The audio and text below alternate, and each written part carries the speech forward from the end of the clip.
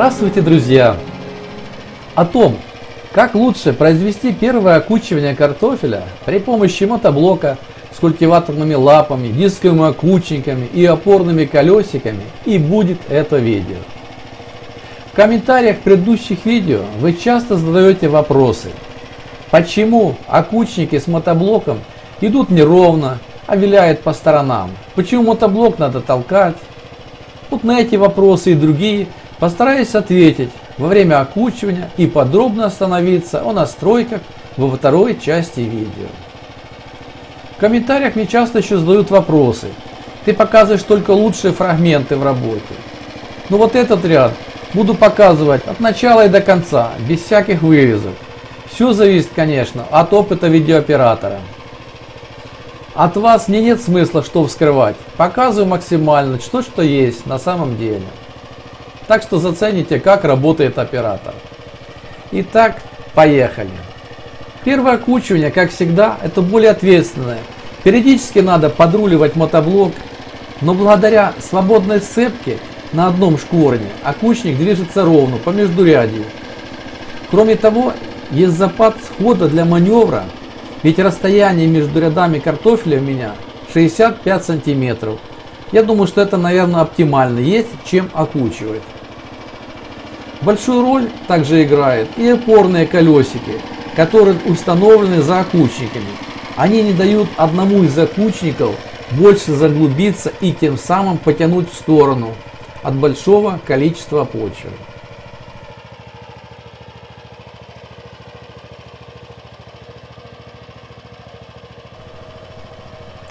А здесь я немножко довыделывался, как говорится. Думал, что мотоблок пойдет ровненько, но не сложилось. И получил от оператора. Сказала, что последний раз снимаю и достаточно. Так что, друзья, расслабляться при первом окучивании никак нельзя. На картошку наехал. Окучивание произвожу через ряд или через 3. Так более симметрично потом будут углубляться окучники. А за счет большого диаметра колес поднялся клиренс мотоблока. Не повреждается ботва, а груз еще дополнительно в самих колесах, на носу мотоблока в качестве противовеса самим окучникам, улучшает сцепку мотоблока с почвой, поэтому и можно подгружать его. Колеса практически не пробуксовывают, но при помощи универсальной сцепки я подбираю такой оптимальный угол самой сцепки и количество почвы на окучниках, чтобы было оптимально. Пробовал немножко добавить почвы, мотоблок начинает буксовать и зарываться. Поэтому у меня вот это количество сейчас оптимальное. Вроде почва достаточно добавляется как с боков, так и засыпает сорняк, который находится на гребне. И при этом не повреждается сам картофель. Тем более, что впереди будет еще и второе окучивание. Есть возможность дополнительно раздвинуть окучники еще где-то на 15 сантиметров. Таким образом, почва добавится снова как сверху, так и с боков. У многих еще будет вопрос, что у меня, мол, почва мягкая, как песок. Попробуй у меня так пройти. Друзья, почва у нас чернозем с примесью глины. Но когда начал высевать сидираты, в основном это горчица, то почва с каждым годом становится более рассыпчатой. Уменьшилось количество сорняка, ушли вредители, в основном это проволочник. Но все равно, когда бывают сильные ливни, потом резкая жара, то почва все равно превращается в асфальт. Но вот на этом фрагменте не помогли бы даже, наверное, ежики и не культиваторные лапы, если не мой метод рыхления. Если кому-то интересно, могу рассказать это в следующем видео. Так что, если будут вопросы, задавайте в комментариях. Делаю как бы вывод предварительный, что окучивание в этот раз мне понравилось. Почва нежно и плавно ложится возле картофеля. Очень редко засыпается ботва картофеля. А сорняк почти вес засыпало, который находился на гребне. По завершению окучивания покажу, какие были настройки на окучивание. Итак, давайте посмотрим, что у нас получается. Значит, расстояние между дисками спереди получается 60 сантиметров. Самое большое расстояние между дисками задней части 29 сантиметров. Раз. То есть где-то вот такой параметр. Теперь сейчас попробую замерить расстояние там, где шли окучники, то есть самое узкое расстояние. Самое узкое расстояние, где они брали землю, это 47 сантиметров. А у меня междурядье 65, поэтому еще есть возможность раздвигать диски и таким образом подкинуть еще почву. Ну и следующий параметр. Как же выставить колеса упорные и как выставить, будем говорить, культиваторные лапы. Благодаря тому, что имеется вот эта регулировка, только при помощи нее я ловил вот эти моменты буквально один оборот, и окучники то ли подзрываются, то ли идут не черпая земли. Вся причина в том, что вот этот угол атаки, когда я регулирую, автоматически сразу же я и опускаю колеса. И таким образом окучники выскакивают из почвы.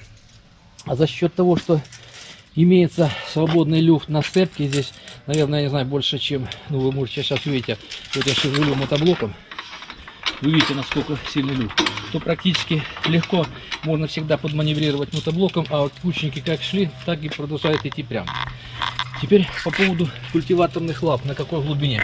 Вот сейчас, если посмотреть, то культиваторные лапы сантиметра, наверное, 6-7 находятся от почвы, но это на самом деле не так. За счет того, что есть всевозможные люфты в пальцах, во всех вещах, поэтому такое положение. Сейчас вот стоит, я сделаю, как бы симитирую нагрузку, то есть надавлю рукой на рукоятку, тем самым, как вроде сделаю езду мотоблоком вперед. И посмотрим, как будет двигаться расстояние. Оно практически сходится к нулю, то есть практически, если сильно нажать, то культиваторные лапы практически полностью поджимается к почве. То есть какой делаем вывод? Если нету люфтов на вот этой сцепке, здесь вот нигде все хорошо, то тогда можно выставлять практически все на одной линии. Если есть люфты, то по ходу движения нужно регулировать, подстраивать и таким образом добиваться оптимальной опушки. Ну и помогает, конечно, я не знаю, как их правильно называют, грязеснимы, вот этот, который счищает у меня почву, потому что если их не счищать, не соскребать, то сами видите, она будет нагребаться, ну и КПД окучнику при этом будет падать. Самым главным помощником при проведении окучивания это упорные колеса.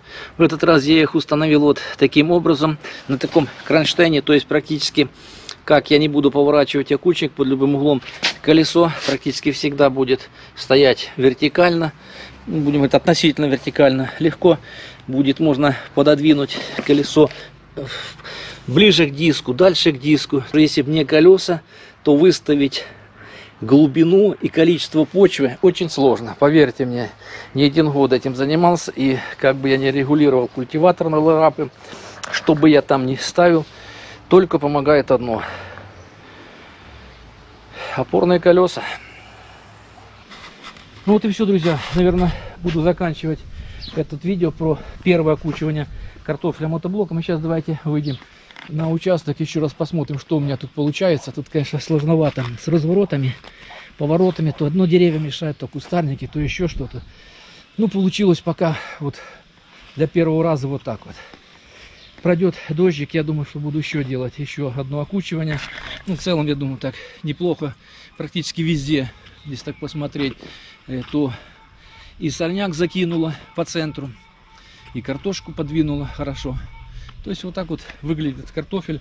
Это сегодня 8 июня. В этом году мы поздно посадили картофель, и вот так вот она выглядит.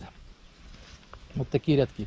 Не совсем идеально, кое-где там он есть на горизонте, не гульнули. Кое-где не очень одинаково не вышли эти рядки. Эти картофель зашла. Вот эта вот рядка картофель, это ранняя ариэль. Она так более-менее дружненько выскочила. И я думаю, уже через месяц будем собирать ранний урожай картофеля. Ну а там на горизонте супруга где-то там прорывает бурячок, свеклу. Так что такие дела. Всем, друзья, успехов, удачи, хороших урожаев и до встречи на канале. До свидания.